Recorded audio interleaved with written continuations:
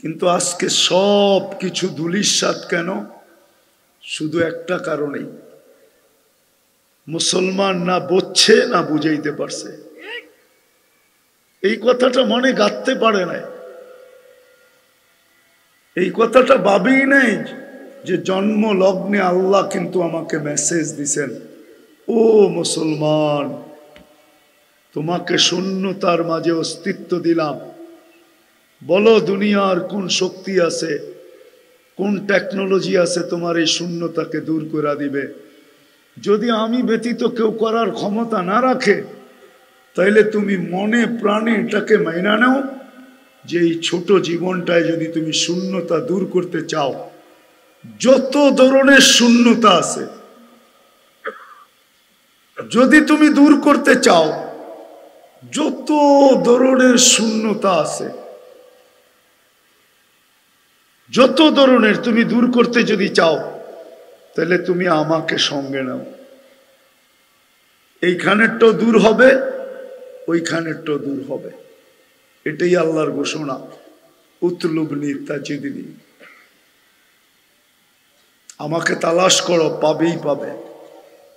কিন্তু এটা আল্লাহ এই জন্যও বলছেন যে মানুষ হয়তো ভাবতে পারে আপনাকে সঙ্গে নেওয়ার জন্য তো আপনাকে কাছে পাইতে হবে, কিন্তু কাছে পাবো তো পাবো কি করে?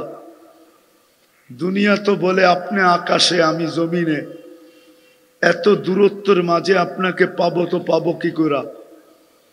কি প্রশ্ন আসে না? আসে না? তো আল্লাহ বলে তুমি আমার তালাশে নামো, উতলুবনি, তালাশ করো, তাজিদনি, তুমি আমাকে পাবেই পাবে।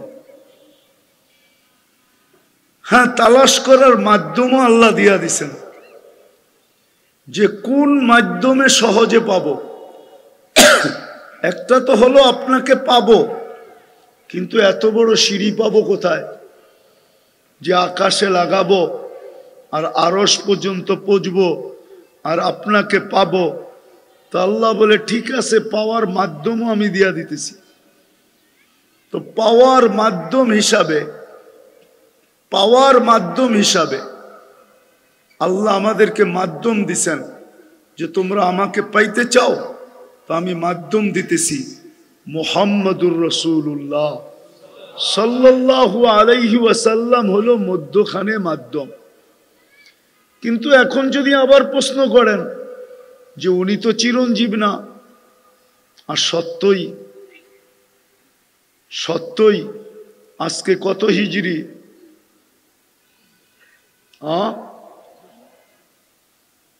1445, ঠিক না? হ্যাঁ, 10 বছর বাদ দেন, 1435 বছর হয়েছে দুনিয়ার থেকে চলে গেছেন। তো উনি তো চিরঞ্জীব না, মাধ্যম কোথায় পাবো ওনার পরে? তো আল্লাহ আল্লাহ, এই জন্যই আল্লাহ কোরআনে ঘোষণা দিছেন, আওরাসনাল কিতাব আল্লাযীনা ইসতাফাইনা মিন ইবাদিনা, আমরা কিয়ামতের সকাল পর্যন্ত মাধ্যম রাখবো। বন্ধু নাই তো কি হলো, বন্ধুর উত্তরসূরিরা তো বসা আছে, বন্ধুর উত্তরসূরিরা হলো মাধ্যম। হক্কানি আলেম ওলামা আল্লাহওয়ালা, এরা হলো আল্লাহ পাওয়ার মাধ্যম। হ্যাঁ, এখন একটা প্রশ্ন করবেন যে আজকের হুজুরদের ভিতরে আগের হুজুরদের ভিতরে তো পার্থক্য আছে। পুরান জমানার যাদের নাম শুনি ওনাদের ভিতরে আজকের ভিতরে পার্থক্য আছে, আমিও মানি পার্থক্য আছে, ঠিক না? কি আজকে তো পিওর পাওয়া যায় না? যায়? হ্যাঁ, কি খাদ্যদ্রব্য সব পিওর তালাশ করতে হলে কি করতে হয়? মনে হয় সূর্যের আলো যথেষ্ট হয় না, এক একটা হাড়ি কেন লোগে রাখতে হয়, ঠিক না? তাইলেও খুঁজা পাইবেন কিনা সন্দেহ আছে, ঠিক না? কি খাওয়া দাওয়া সব ছেড়ে দিছেন না রোজা রাখেন 12 মাস? খান না? খান, ওটা খাইয়েই তো বেঁচে আছেন, ঠিক না? তো এইখানে তো এই প্রশ্ন উঠান না যে পিওর যখন পাওয়া যায় না তো খাওয়া দাওয়া সব বাদ, কি আমি তো মাঝে মাঝে বলি, এই যুবকরা সারাদিন নেটে যা দেখে, যদি আল্লাহ সাত্তারি না করতেন, লুকোচুরি না খেলতেন, সমাজের মাঝে যদি জানায়া দিতেন, তো আমার মনে হয় না কোনো মেয়ের বাপ এদের কাছে মেয়ে দিতে রাজি হতো। আর আমাদের সমাজের যুবতীরা যা দেখে নেটের ভিতরে, স্কুল কলেজে যাওয়া আসার সময় যা করে, যদি আল্লাহ সাত্তারি না করতেন, তাহলে আমার মনে হয় না যে বাবায় আসক্ত কোনো ছেলেও এদেরকে বিয়ে করতে রাজি হতো। বাবায় আসক্ত বুঝো? কেননা যে বাবা খায় ও চায় একটা ভালো মেয়ে। এখন ভালো আনবো কোত্থেকা? একটু আগেই শুনতেছিলাম গাড়িতে বসতে বসতে, তুমি যদি চাও যে একটা ভালো মেয়ে চাই, আমার স্ত্রী যেন এরকম ভালো হয় যে সর্বদিকে ভালো, তো আল্লাহওয়ালা বুদ্ধি দিতেছিল, তাইলে তুমি সারা জীবন বিয়ে ছাড়া থাকলেই ভালো। বিয়ে ছাড়া থাকলেই।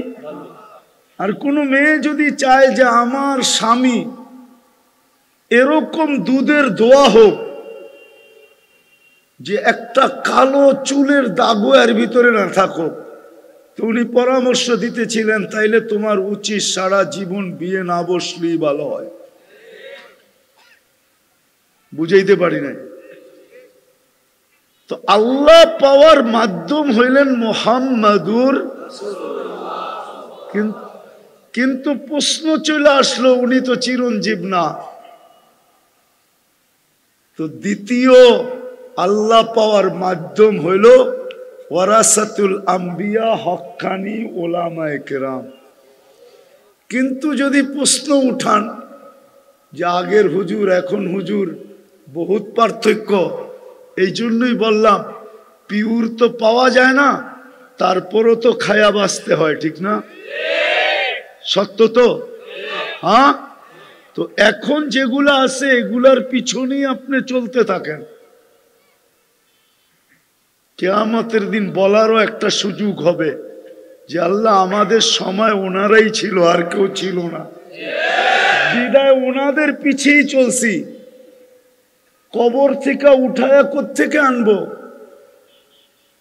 বা ইমাম মেহেদী আলাইহিস সালামের জমানায় যেগুলা আসবে ওইগুলাকে রুহের জগৎ থেকে টাইনা কি করে নামাবো? বিদায় যেগুলা ছিল আমাদের সময় ওইগুলার পিছেই চলছি।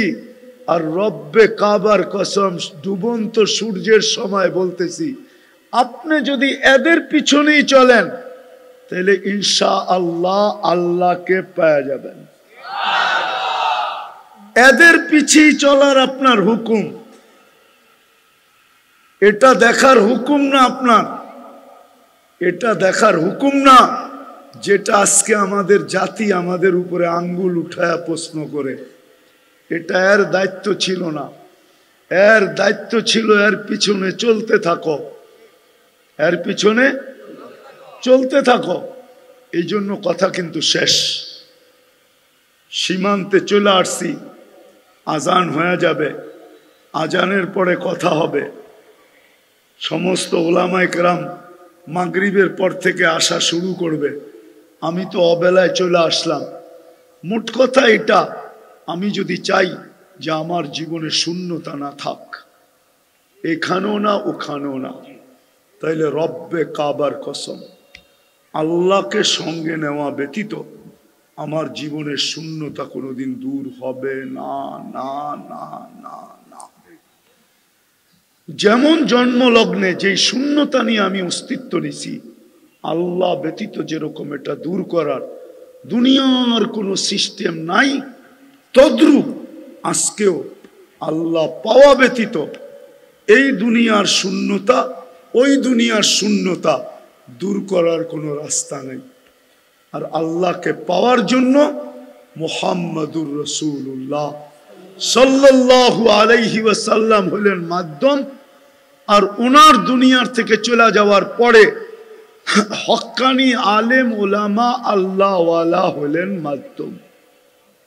ইনাদের পিছনে চলতে থাকেন, চোখ বন্ধ করে চলতে থাকেন।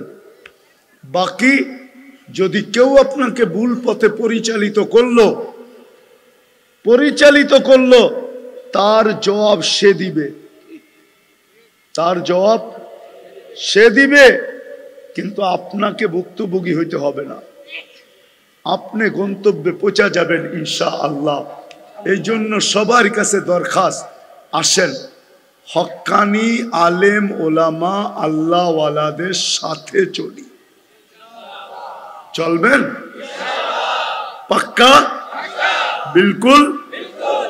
একটা কথা শেষ, পায়ে হাত দিয়ে বলবো, খোদার ওয়াস্তে যদি না চলতে পারেন কোনোদিন আঙ্গুল উঠেন না। কি আঙ্গুল উঠেন না? আপনার এই আঙ্গুল যে আপনার জন্য কতটুকু বিপজ্জনক হবে এটা আজকে হয়তো আমি দেখাইতে পারবো, কিন্তু কালকে আপনি সচক্ষে দেখবেন যে এই আঙ্গুল কত বিপজ্জনক হবে। এই জন্য আমি বলি, আপনি না চলতে পারেন কোনো আপত্তি নেই, কিন্তু আপনি কোনোদিন এদের উপরে আঙ্গুল উঠেন না, আঙ্গুল উঠেন না। আপনি আঙ্গুল বড় বিপজ্জনক হবে। যদিও আমার সমাজকে আমি বুঝাইতে পারি না, আমরা বুঝাইতে পারতেছি না। সমাজ যদি এতটুকু করত যে আলেম ওলামার পিছে চলতে পারতো না, কিন্তু আলেম ওলামাদের উপরে আঙ্গুলও উঠাইতো না, তাইলে মনে হয় যতটুকু আমরা দুনিয়াতে বর্তমানে দেখতেছি এর চেয়ে লক্ষ কোটি গুণ সুখ শান্তি আমরা মুসলমান এখনো আরো দেখতাম যদি আলেমদের উপরে আঙ্গুল না উঠাইতাম।